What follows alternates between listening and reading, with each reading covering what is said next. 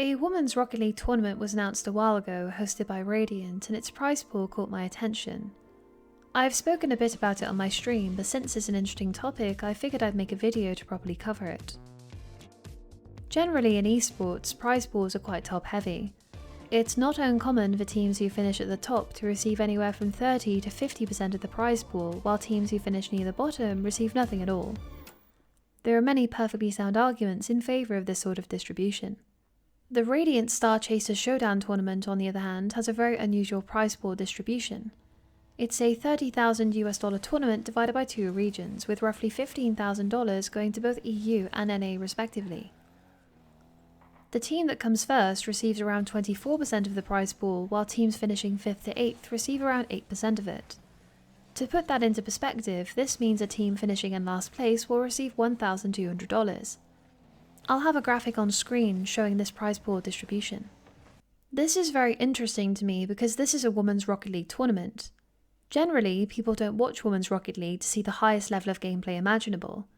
Instead, these tournaments provide a platform for women to compete in a separate league. I'd argue this is a form of affirmative action, or is at least charitable, but I won't get into that right now. I've been around the Rocket League scene for a long time, and over that period I've involved myself in many women's events and leagues. The Women's Carball League has existed for quite some time now, and I've played in many of their seasons, winning 2 of them. A complaint I've had about these leagues over a long period is that I think they're overly competitive. While I do think competitive leagues have a place in Women's Rocket League, I think a lot of potential is missed out on. These leagues and tournaments obviously exist to support women, but the focus is then on pitting these women against each other all the time. Unfortunately, if you look at previous seasons, it's clear that Women's Rocket League is having a hard time growing. In EU specifically, there are very few teams willing to actually play in women's tournaments and leagues, and I'd argue that's because it's so locked down. WCB requires around 8 teams for regional qualifiers and usually struggles to get that many. Top teams go on wild win streaks, with the tournaments always having the same players battling it out season after season. In a potential attempt to combat this, the WCB League recently announced a region lock rule, meaning players can no longer play cross-region. That is, an EU player can no longer play with 2 NA players any longer, and vice versa.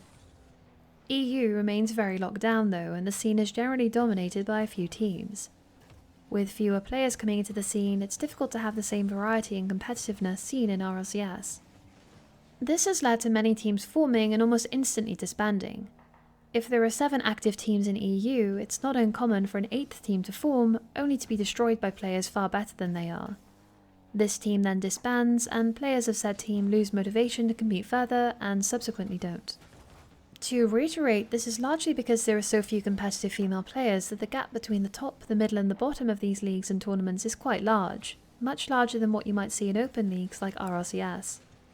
I've been a proponent of shifting these leagues and tournaments away from competitiveness for a while now. Having a few for-fun tournaments every now and then with a few random or captain-picked teams might make things interesting, while offering lower-rated players a chance to compete.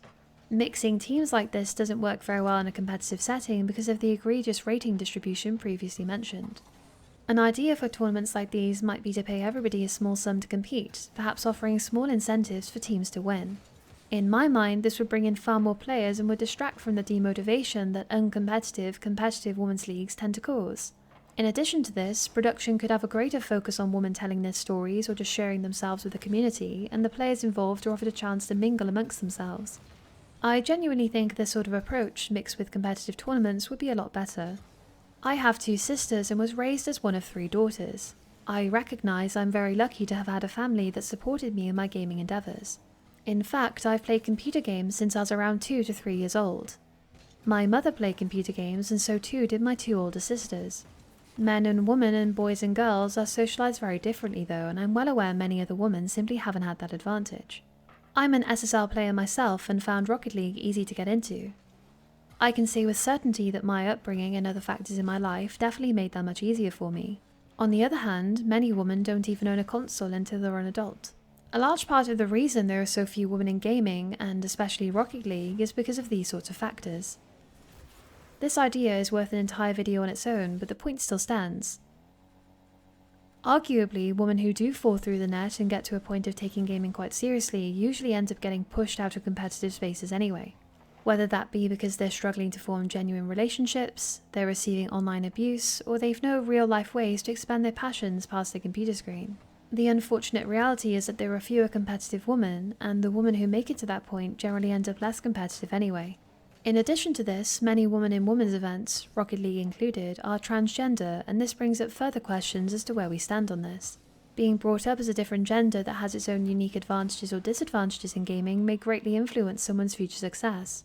While I am very much in favour of transgender players being allowed into leagues, to be clear, it's still a very interesting idea that few people like to acknowledge. It helps illustrate a point that these women's leagues that exist to support women and provide fairness are actually quite unfair in reality, and there's no changing that. This applies to both cisgender and transgender people. I myself exist as a woman who is one of the lucky ones, and that is something I'm well aware of. I'm not about to go and donate all my prize winnings to other players or anything, but it's important to recognise that many of the women who need the support most actually suffer the most from women's esports organisations focusing too much on competitiveness. Why invest time into a competitive women's league when you know you'll be destroyed and will come out having gained nothing? I think the brutal reality is that this is a large part of the reason we see such droughts in competitive women's Rocket League. To come full circle then, the Radiant prize pool distribution is interesting to me because I think it encourages more players to get involved. I'm not sure if this will happen or not, but it's something I hope becomes a trend of sorts. Players can compete knowing that even if they come dead last, they'll at least be awarded $1,200. I think that's a wonderful thing, and getting more women involved in these sorts of things should be the point anyway. Women's Rocket League, and esports in general, still has a long way to go. I take my hat off to the hard-working and passionate people involved, and I am ultimately a grateful beneficiary of them. Hopefully we continue to see more events and prize pool distributions like this in the future, because we all stand to benefit from more women in gaming.